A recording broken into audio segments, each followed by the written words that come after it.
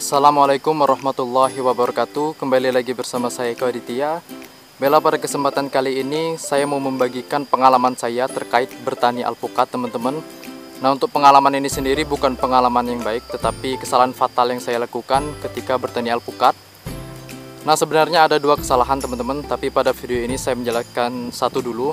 Dan kesalahan itu berhubungan erat dengan pupuk organik, teman-teman ya. Pupuk organik. Jadi sekarang ini setiap minggu saya melakukan pemupukan 2 karung pupuk organik karena bulan puasa, jadi bertahap, teman-teman. Nah, di sini saya melanjutkan ke pohon alpukat, teman-teman.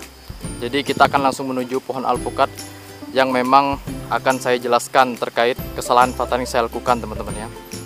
Jadi di sini, teman-teman, setiap kali teman-teman bertani alpukat yang namanya kematian itu wajar, teman-teman. Ini sudah kita ganti. Tetapi kita akan berusaha yang namanya meminimalisir kematian pada alpukat, teman-teman ya. Nah, jadi kesalahan yang saya lakukan ini sangat berhubungan erat dengan yang namanya kematian alpukat. Itu sudah saya ganti, ini saya ganti, itu saya ganti, teman-teman.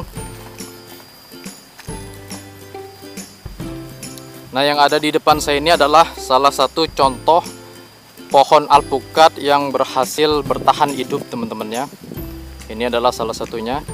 Ini kemarin itu pembungaannya sangat banyak sekali, dan sekarang sudah berhasil sembuh secara optimal, teman-teman ya. Jadi sebelumnya memang ada beberapa, kalau kurang lebih 6 alpukat yang berbunga seperti ini, bunganya sangat banyak, teman-teman. Setelah itu mati, teman-teman, dengan berbagai alasan. Ada yang mati karena kekurangan nutrisi, ada yang terkena serangan jamur, teman-teman ya. Ini berhasil sembuh. Terus lagi yang ada di depan saya ini juga berhasil sembuh, teman-teman. Nah, di sini kita akan jelaskan juga hubungannya apa sih antara pohon yang berhasil sembuh sama kesalahan yang saya lakukan. Ini berhasil sembuh, bunganya kemarin sangat banyak, teman-teman. Kondisinya juga kurang optimal, tetapi berhasil sembuh. Ini juga berhasil sembuh, teman-teman. Nah, sekarang ini yang ada di depan saya ini yang mulai memiliki efek yang sama seperti yang tadi, teman-teman. Yang di ujung sana juga berhasil sembuh. Ini juga mau memunculkan bunga yang sangat banyak, tapi kondisinya tidak prima, teman-teman ya, dan akan langsung kita tangani hari ini, teman-teman. Baiklah, sebelum saya menjelaskannya, di sini saya mau membagikan dulu terkait pengalaman saya, teman-teman, ketika bertani alpukat. Jadi waktu awal penanaman, yang namanya penggunaan pupuk organik itu kita lakukan waktu awal tanam, teman-teman ya. Itu kita menggunakan pupuk organik. Setelah itu, nah di sini saja.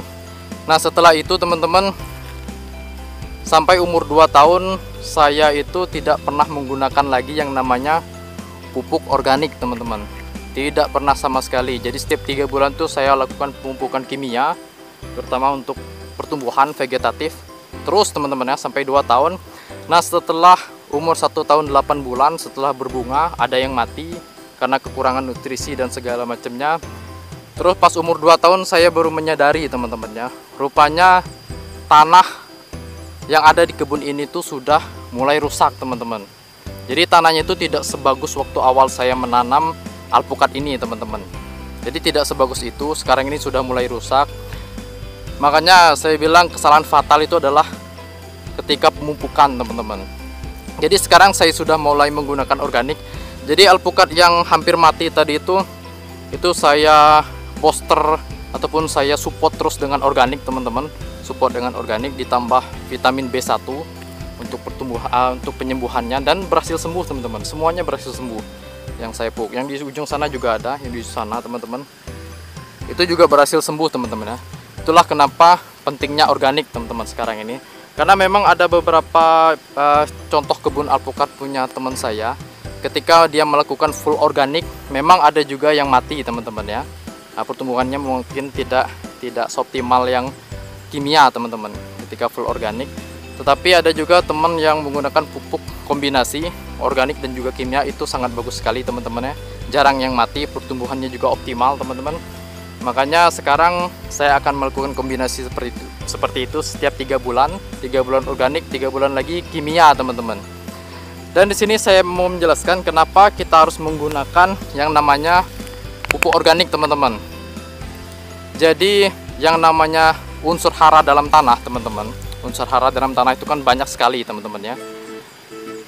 Mulai dari unsur makro, NPK, nitrogen, fosfat dan juga kalium, dan juga unsur mikronya teman-teman.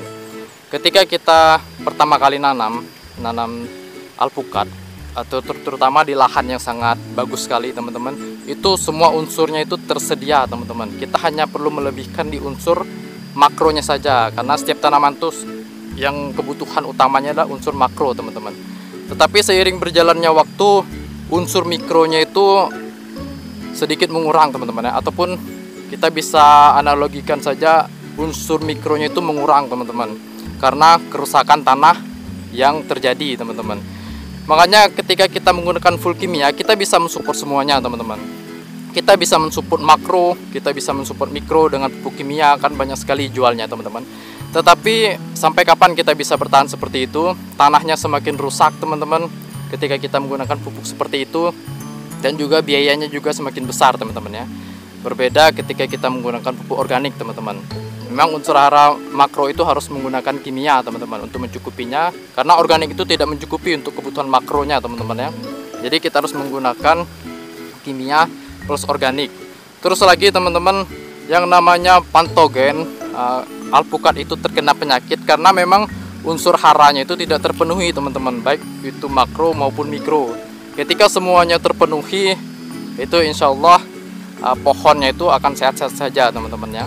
Karena unsur hara mikro itu banyak sekali yang berfungsi untuk mencegah patogen seperti penyakit jamur dan segala macamnya teman-teman ya, supaya bisa tumbuh sehat lagi teman-teman. Jadi itulah kenapa kesalahan fatal itu yang saya lakukan adalah dari sisi pemupukan teman-teman. Jadi dengan video ini saya berharap kesalahan yang saya lakukan itu tidak terulang kepada teman-teman. Jadi ketika teman-teman bertanam, lakukan pemupukan organik dan juga kimia teman-teman. Jangan full organik karena itu mungkin pertumbuhannya tidak bisa seoptimal pupuk kimia. Jangan juga full kimia karena akan merusak tanah teman-teman. Saya sudah merasakannya. Ini yang mati-mati ini karena terkena penyakit semua. Itu bukan karena apa, karena memang alpukat ini unsur haranya sudah mulai berkurang untuk mikro teman-teman, karena saya harus selalu mensupport yang makronya. Sekarang saya akan melakukan pembenahan tanah dengan pupuk organik. Setelah itu baru kita lakukan pemupukan dengan kimia lagi teman-teman. Baiklah, mungkin cukup itu video saya pada kesempatan kali ini. Semoga bermanfaat. Jangan lupa like and subscribe video ini, bagikan ke